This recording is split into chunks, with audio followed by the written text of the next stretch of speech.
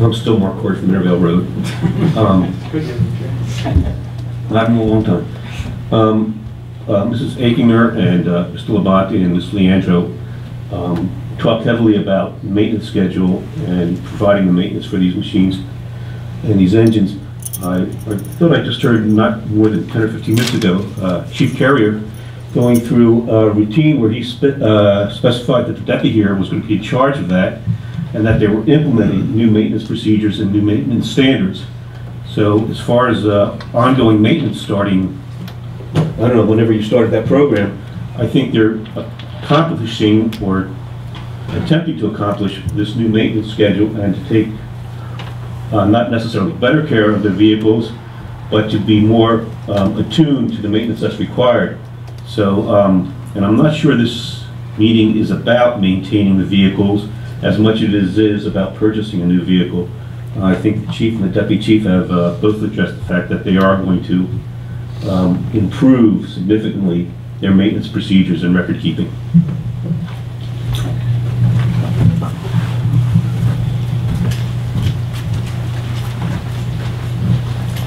Lisa DiMartino, 23 Williamsburg Avenue, here in Guilford.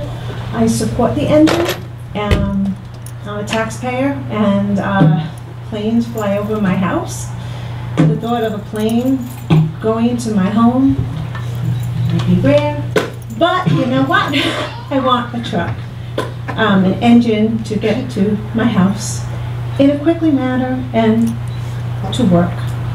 So all this bickering and back and forth about maintenance records, I think we could figure that out, but for the safety of our residents, I support the engine. Thank you. Thank you. Are there any other people from the community that would like to speak? I'm Dan Beaton, 20 Baxter Court. A lot of things have been brought up here tonight. You know, $450,000 was what stuck in my head. It's a lot of money to spend. What are the other options? I was also concerned with, initially, there was a vote, and then 2 weeks later, all of a sudden, this truck isn't serviceable. Since I've heard your side of the story, I'm very confident that you were looking out for our best interests, and when it came time to fix it, you didn't want to spend good money for bad.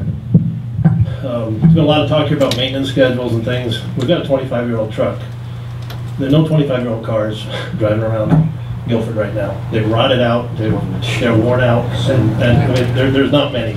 I've got a truck out there with 280,000 miles, and I believe in maintaining a vehicle and running it, and running it, and running it, and running it. The concern I saw looking at the slideshow was the one vehicle I won't put money into is a vehicle with a rotted frame, and there were signs there that it was starting. I'm not an expert, but that concerns me, and that's a vehicle you got to look at putting good money for bad. So I'm on board based on what I've seen today with the need for a new vehicle, rather than putting good money towards this one. The thing I'm still having trouble with is what are the other options, and I don't know if that's been addressed and why we've gone from either fixing the old one or new when there are other options out there. So, no, something I want to address when we get back to the board.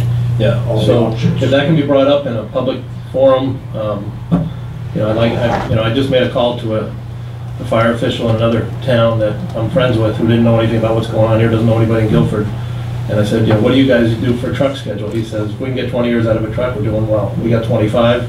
There's obviously documentation issues with our service, but doesn't mean anybody's really let us down. I think the culprit is DPW, and not for their service, but for the salt they spread on the roads. I think that's really what a lot of the issues are we're facing with this truck. So I would like to hear other options before we jump to the brand new truck, but I do agree we need to replace this vehicle in some form or another. So thank you. That's it. I'll be brief. I'll try to be.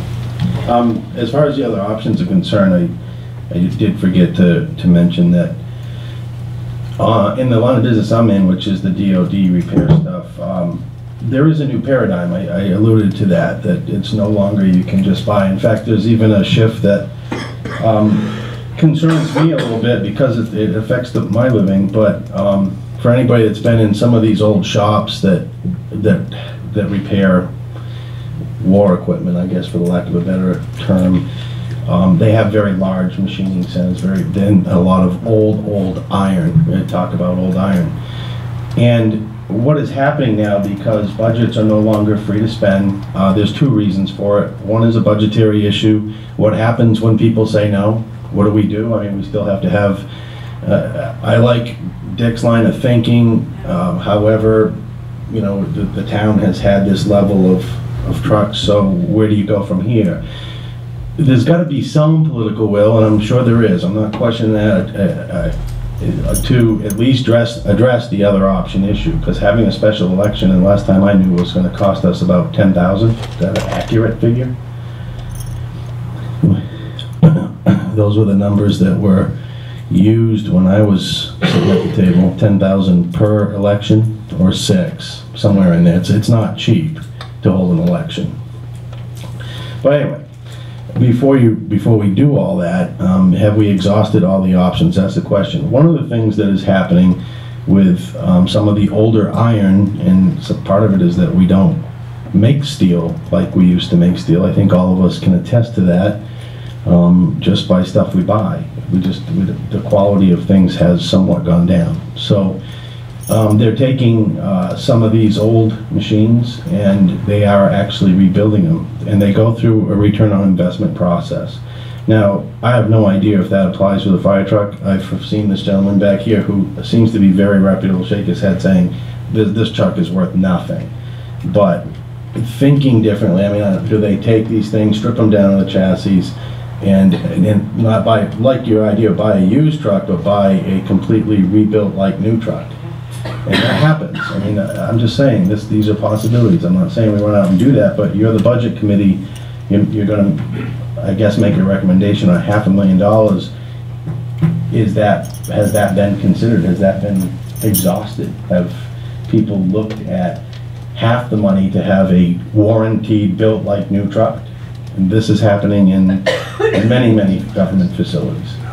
It bothers me because I don't get to sell a new machine. It directly affects my back pocket. But didn't that discussion come up before 2 meetings ago with the select board, where the question was asked about getting a used or selling this, and there was no, or what the response was that there was no market for used fire engines right now, and how far afield do we have to go to find a used vehicle? But I take it, they're restripping, they're making new fire trucks from old ones is not a regular thing, I take it. It's not, but, okay. Just throwing it out there. Just to speak to the used fire truck market, and I just talked with Sean briefly about it. The market is flooded with used fire trucks, really. So there's no trade-in value for our piece of fire apparatus. Our dealer doesn't want it. They don't want to have to worry about reselling it because they know that it's going to sit on a lot for quite a while. I guess you could look at the other side of that and say, well, there's a lot of trucks out there that there should be something available for you. The thing is to find a truck that is of quality and of the type and size and specifications that we need to do the job. You know, Dick talked about the rotation of the apparatus, and I would just say, I would bring it back to 1998 when we refurbished Engine 4, the truck that we're talking about replacing. That truck was rebuilt, refurbed, and that was at the 12-year point of its lifespan. So Engine 2 now is 9 years old, and coming close to the time that Engine 4 was refurbed, and I would assume that somewhere in the next 3 to 5 years we're going to have to refurb that. If we don't have a dependable vehicle that can take its place while it's out, we're back to a situation where we only have 2 pieces doing the job that we used to have 4 pieces doing. So it really puts us in a pickle, I think, to go out and purchase an older vehicle, because then it will compress the replacement schedule, and it will put us on a schedule where we might possibly be replacing 2 trucks at the same time somewhere down the road.